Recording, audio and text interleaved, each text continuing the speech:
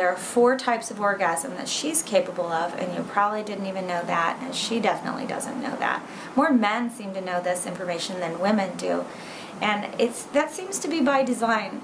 As 14 years into this work and hearing stories and doing seminars and workshops and educating myself on this, I know that men have to lead women to all of these things. To the masculine energy piece has to lead women into the knowledge and opening up to this. So this is knowledge that women aren't even going to put on their radar if it's not possible in their relationship.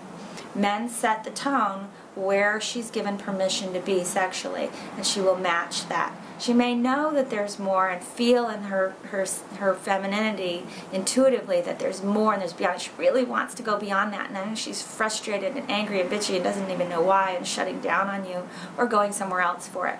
So your job is to figure this out. Sorry guys, one more job for you. And then lift the bar a little. Invite her to have that permission to move into that space with you, and keep upping the ante on that. So you need to understand how and why she orgasms and what the motivations are behind that, and what's really going on there.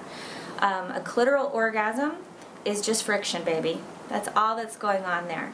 And oftentimes she's checking out when you are. When you're mentally going off into fantasy land and you're not fully present, she's going to do the same thing and have a very emasculated version of an orgasm, this clitoral orgasm, which is great, but it's not everything. It's far from everything.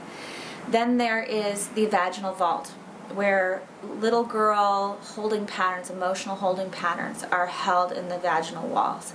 You penetrating and breathing with her and being with her and being fully present with her will release those, causing a vaginal orgasm. It will also then open her up enough, if enough time is spent, and it doesn't mean that it has to take a long time, hours and hours of lovemaking. You can have a little 5-minute sink and dink in the kitchen and she'll be open like that. If you're efficiently and effectively doing this over and over, and she's got a body memory of it. So if her cervix is going to ripen and open and be soft so that she can have a cervical orgasm, you have to know the things that are going to open her and be able to go to those things consistently. And then the 4th type of orgasm she's capable of is a full body orgasm. And she has to be able to have all those other 3 to be available for the full body. And sometimes this can happen quite spontaneously, quite on its own, just in the right circumstances. And sometimes people have experienced, touched on some of this, and they know it, but they don't know how to get back there consistently. So what I teach are practices that help you be in a deep place of knowing so that you can consistently create this when you want, which why wouldn't you want to do it all the time? So your job with your penis is to open her up, to release emotional holding patterns in her body, to free her mind so she can be in her body and be relaxed in her body. And so for you, as a man, you need to understand that this release that you have, this little puny release that you have when you ejaculate, is nothing compared to the release that's possible if you put some effort, some energy, and some body felt practices into your life.